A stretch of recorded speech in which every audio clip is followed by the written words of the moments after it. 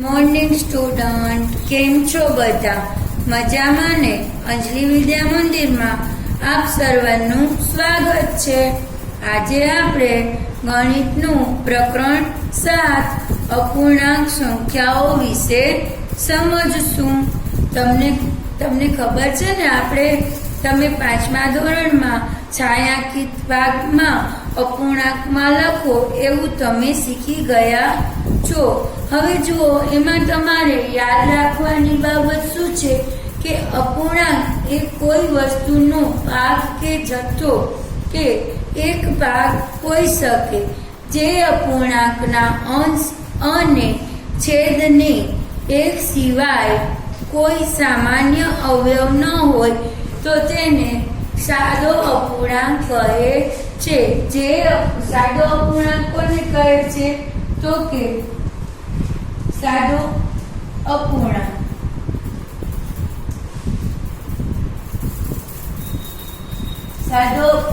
કોને કહેવાય? તો કે જે અપૂર્ણાંકના અંશ અને છેદ સિવાયના.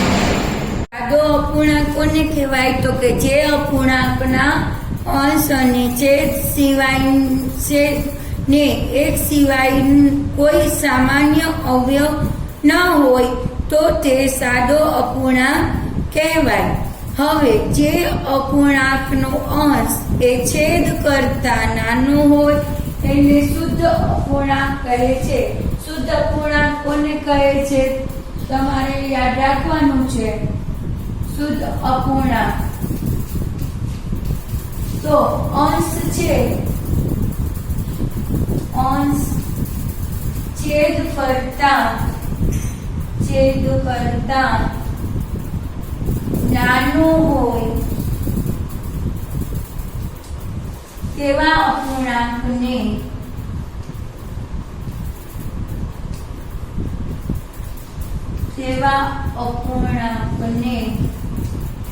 શુદ્ધ અપૂર્ણાંક કહે છે.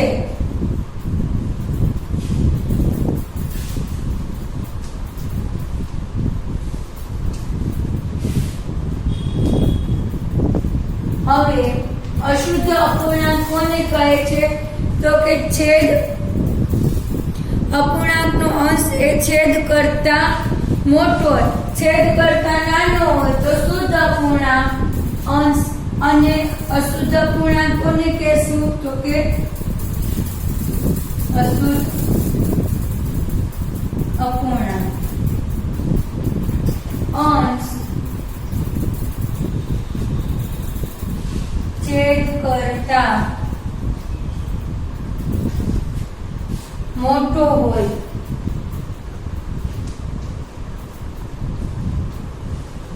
તેવા અંશ છેદ કરતા મોટો હોય તો તેવા અપૂર્ણાંકને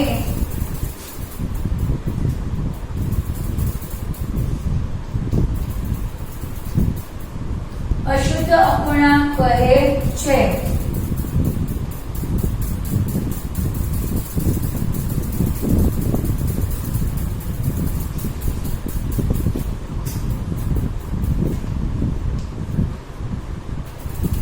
બરાબર છે. હવે શુદ્ધ અપૂર્ણાંક, અશુદ્ધ અપૂર્ણાંક અને મિશ્ર અપૂર્ણાંક.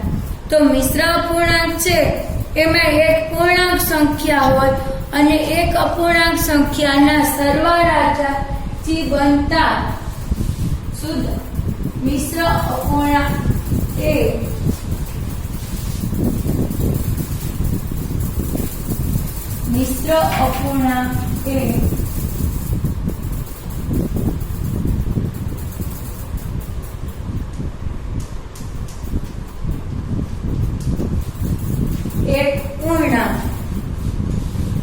એક પૂર્ણાંક સંખ્યા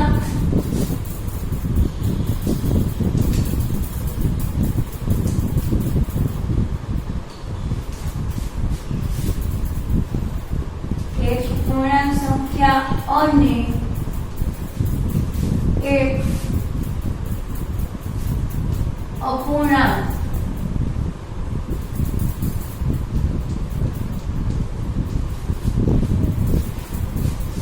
અપૂર્ણાંક સંખ્યાના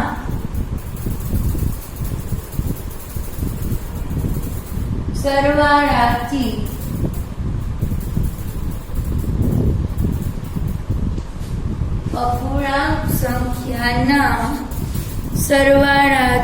બનતી સંખ્યાને અપૂર્ણાંક સંખ્યાના સરવાળાથી બનતી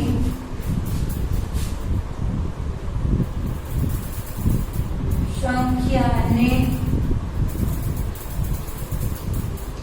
મિશ્ર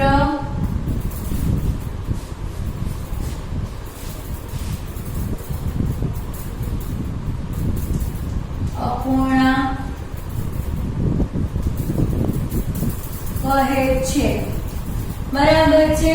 તો તમારે આ બધી વસ્તુ યાદ રાખવાની છે અને જ્યારે તમે વિડીયો જુઓ ત્યારે તમારે પહેલા વિડીયો જોઈ લેવાનો અને ત્યારબાદ તમારી જે પાકી નોટ અથવા તો રફ નોટમાં સરસ અક્ષરે એને નોંધી લેવાનું છે, જેથી જ્યારે તમે પુનરાવર્તન કરો ત્યારે તમને એ યાદ રહે.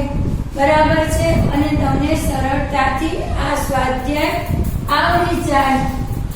હવે જુઓ સ્વાધ્યાય 7.1 આપણે સમજશું. જુઓ અહીં તમને કેટલીક આકૃતિ તમારી પુસ્તકના પાના નંબર 135 ઉપર આપેલી છે. બરાબર છે. તો એમાં જુઓ તમે કે છાयांકિત કરેલા ભાગને અપૂર્ણાંકમાં લખો. તો તમારે છે તો પેલા આખે આખો કેટલા ભાગ છે એ જોવાના છે. તો જો આ ત્રિકોણમાં આ એક ભાગ, આ બીજો ભાગ, આ 3 ભાગ અને આ 4 ભાગ. તો જેટલા ભાગ હોય એટલા ભાગ નીચે લખવાના 4. હવે જુઓ અહીં લાઇનિંગ વાળો ભાગ છે એ છાयांકિત ભાગ છે. તો કેટલો ભાગ છાयांકિત છે? તો કે 1 અને 2. તો અહીંયા ઉપર આપણે અંશમાં 2 લખશું. બરાબર છે. એવી રીતે જુઓ આમાં કેટલા બોક્સ છે? 1 2 3 4 5 6 7 8 9.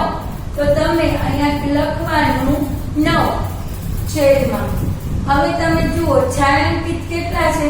1 2 3 4 5 6 7 અને 8. તો 8 ના છેદમાં 9. બરાબર છે. એવી રીતે જુઓ અહીં બોલ છે તો એમાં કેટલા બોલ છે? તો કે 8 બોલ છે.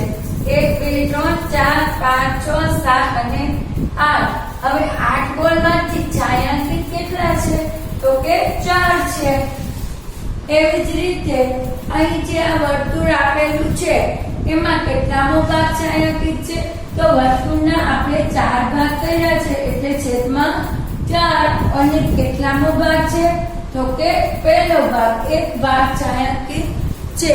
હવે જુઓ એમાં બાકીના જે દાખલા છે એ તમારે જાતે પ્રયત્ન કરવાનો રહેશે. બરાબર છે. હવે જુઓ એમાં બીજો દાખલો આપેલો છે કે આપેલ અપૂર્ણાંક મુજબ રંગ ભરો. જુઓ આ રીતની આકૃતિ આપેલી છે અને એમાં લખ્યું છે 1/6. હવે જુઓ 1/6 તો આ કેટલા ભાગ છે? 6. તો આનો 1/6 નો ભાગ અર્થ એવો થાય કે 6 ભાગ પૈકીનો એક ભાગ. તો એમાં તમારે એક ભાગમાં આચ્છાદિત કરવાનો છે. બરાબર છે. એવી રીતે તમને ત્રિકોણમાં આપેલું છે 1/4. તો જો અહીં 1 2 3 અને 4 ભાગમાંનો એક ભાગ. તો આપણે આ એક ભાગમાં કર્યું. હવે એના પછીના જે દાખલાઓ છે એ તમે જાતે પ્રયત્ન કરજો. ખૂબ જ સરળ દાખલા છે અને આ તો આપણે 5મા ધોરણમાં પણ ભણી ગયા છીએ. જુઓ હવે દાખલા નંબર 3 એ આપણે જોશું. જુઓ દાખલા નંબર 3 માં તમને કીધું કે જો કોઈ ભૂલ હોય તો તેને ઓળખો. હવે જુઓ 1/3 કીધું છે ત્રિકોણમાં, બરાબર છે, પણ તમે જુઓ તો આ ત્રિકોણના ભાગ બે એક સરખા નથી, એટલે આ વસ્તુ શક્ય બને નહીં, કારણ કે બધેના ભાગ સરખા હોવા જોઈએ. એવી રીતે જુઓ આ ચોરસમાં પણ લંબચોરસમાં પણ 1/4 છે, તો અહીં ચારે ભાગ સરખા છે નહીં, બરાબર છે. એટલે આપેલ ચિત્રમાં કરવામાં આવેલ ભાગ સરખા નથી. છાયાંકિત ભાગ એ આખા ચિત્રનો 1/4 ભાગ નથી. હવે જુઓ ત્રીજું ચિત્ર છે, એમાં તમારે જાતે પ્રયત્ન કરવાનો છે. હવે 8 કલાક એ દિવસનો કેટલામો ભાગ છે એ આપણે સમજશું. જુઓ એક દિવસ અહીંયા લખું છું, દાખલા નંબર 4. એક દિવસમાં કેટલા કલાક હોય છે? એક દિવસના કેટલા કલાક? 24 કલાક. હવે 8 કલાક 24 કલાક, તો 24 કલાકે એક દિવસ, તો 8 કલાકે કેટલા? તો 8 ના છેદમાં 24, તો 8 તેરી 24, એટલે કે દિવસનો 8 કલાક એ દિવસનો ત્રીજો ભાગ છે, બરાબર છે. 1/3 ભાગ છે. તમારે લખવાનું છે 8 કલાક એ દિવસનો 1/3 ભાગ છે, બરાબર. સમજાઈ ગયું તમને? હવે છે કે 40 મિનિટ 1 કલાકનો કેટલામો ભાગ છે? તો તમને તરત જ મગજમાં સ્ટ્રાઇક આવવી જોઈએ કે 1 કલાક બરાબર કેટલી મિનિટ થાય? તો આપણે એ પર લખવાનું કે 1 કલાક બરાબર 60 મિનિટ હોય. 1 કલાકની 60 મિનિટ આપણે અહીંયા લખીએ. 1 કલાક બરાબર 60 મિનિટ. સોરી, આમ લખો નહીં તો 60 મિનિટ બરાબર 1 કલાક લખવાનું છે. એમ લખો તો તમને સરળ પડશે.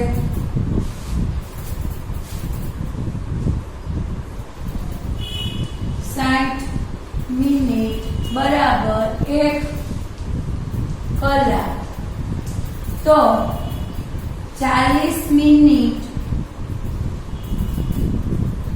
બરાબર કેટલા?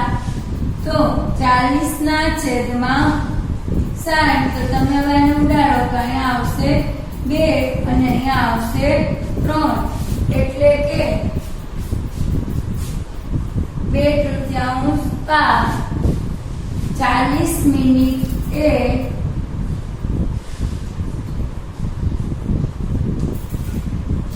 કલાકનો 2/3 ભાગ છે, એટલે કે 3 ભાગમાંના 2 ભાગ છે.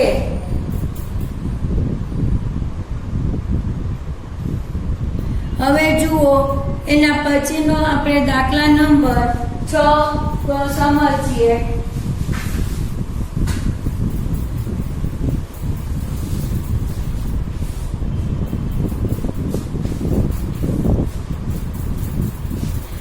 આર્યા, અભિમન્યુ અને વિવેક ભોજનના ભાગ પાડે છે. આર્યા 2 સેન્ડવિચ લઈ આવે છે, એક શાકભાજી વાળી અને બીજી જામની બનેલી. બીજા 2 છોકરાઓ તેનું ભોજન ભૂલી ગયા છે. તે રીતે આર્યા તેની સેન્ડવિચ આપવા માટે તૈયાર થાય છે કે જેથી દરેક છોકરાને સમાન સેન્ડવિચનો ભાગ મળશે. આર્યા તેની સેન્ડવિચ કેવી રીતે વહેંચશે અને જેથી બધાને સરખા ભાગ મળે અને દરેક છોકરાને સેન્ડવિચનો કેટલામો ભાગ મળશે? કુલ સેન્ડવિચ કેટલી છે આપણે લખવાની છે તો કે કુલ સેન્ડવિચની સંખ્યા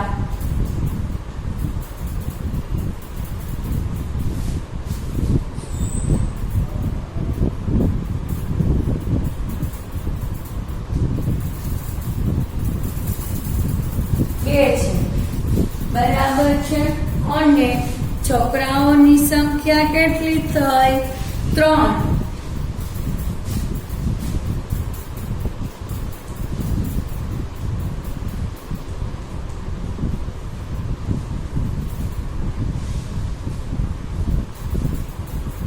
બરાબર છે, છોકરાઓની સંખ્યા 3. હવે આર્યા 2 સેન્ડવિચ 3 છોકરાઓ વચ્ચે વહેંચવી છે, તેથી તે 2 સેન્ડવિચના 3 સરખા ભાગ કરી દરેકને 2 ભાગ આપશે. આમ દરેક છોકરાને 2/3 સેન્ડવિચ મળશે અને દરેક છોકરાને સેન્ડવિચનો 1/3 ભાગ મળશે. હવે જુઓ, એના પછી દાખલા નંબર 7. કંચન કપડાને ડાય કરે છે. તે 30 કપડાને ડાય કરે તો તેને 20 કપડા ડાય કરી લીધી હતી, તો તેણે કેટલા ભાગના કપડાને ડાય કરી હશે? તો જો કુલ કપડાની સંખ્યા કેટલી છે? 30.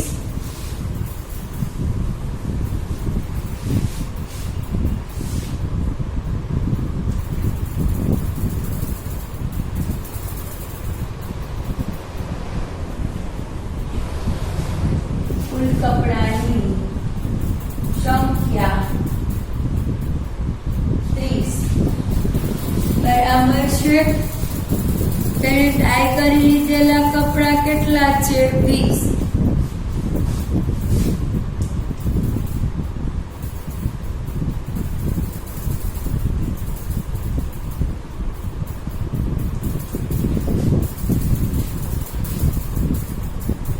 તો અહીંયા આપણે લખશું ડાય કરી લીધેલ કપડા છેદમાં કુલ કપડામાં ડાયની સંખ્યા. તો તમારે 20 ના છેદમાં 30 એટલે કે 2/3 ભાગના કપડામાં ડાય કરી લીધેલ છે. હવે જુઓ, 2 થી 12 સુધીની પ્રાકૃતિક સંખ્યા લખો. તેમાં કેટલામા ભાગની અવિભાજ્ય સંખ્યા છે? તો 2 થી 12 ની પ્રાકૃતિક સંખ્યા 2, 3, 4, 5, 6, 7, 8, 9, 10, 11 અને 12. અહીં કુલ પ્રાકૃતિક સંખ્યા 2 થી 12 એટલે કે 11 છે. 2 થી 12 સુધીમાં આવતી અવિભાજ્ય સંખ્યા 2, 3, 5, 7 અને 11 છે. એટલે કેટલી સંખ્યા? તો કે 1, 2, 3, 4 અને 5 એટલે કે 5 ના છેદમાં 11 એ અવિભાજ્ય સંખ્યાઓ બનશે. બરાબર છે. હવે એના પછીનો દાખલો છે ને તમારે જાતે કરવાનો છે. દાખલા નંબર 9. એના પછીનો દાખલા નંબર 10. આપેલ વર્તુળ જેમાં ચોકડી છે તેને અપૂર્ણાંકમાં શું લખશું? તો જુઓ, કુલ વર્તુળની સંખ્યા કેટલી છે? 8 છે. તો 8 સંખ્યામાંથી 4 સંખ્યામાં ચોકડી મારેલી છે, તો 4/8. હવે 11મું છે. ક્રિસ્તનને તેના જન્મદિવસ પર CD પ્લેયર મળ્યું. તેણીએ 3 CD ખરીદી હતી. 5 સીડી ભેટમાં મળી, તો તેના દ્વારા ખરીદ કરેલ સીડીઝની સંખ્યા અને ભેટમાં મળેલ સંખ્યાની સીડીઝને અપૂર્ણાંકમાં લખો. તો જો એને કુલ કેટલી ખરીદી હતી 3 વત્તા ભેટમાં કેટલી મળી 8, તો કુલ કેટલી સીડી થઈ એની પાસે 8. હવે 8 સીડીમાંથી એને ખરીદી કેટલી હતી 3, એટલે કે 3/8 સીડી ખરીદેલી હતી અને 5/8 એ એને ભેટમાં મળેલ સીડી હતી. તો અહીં આપણે પ્રકરણ 7.1 પૂરું કરીએ છીએ.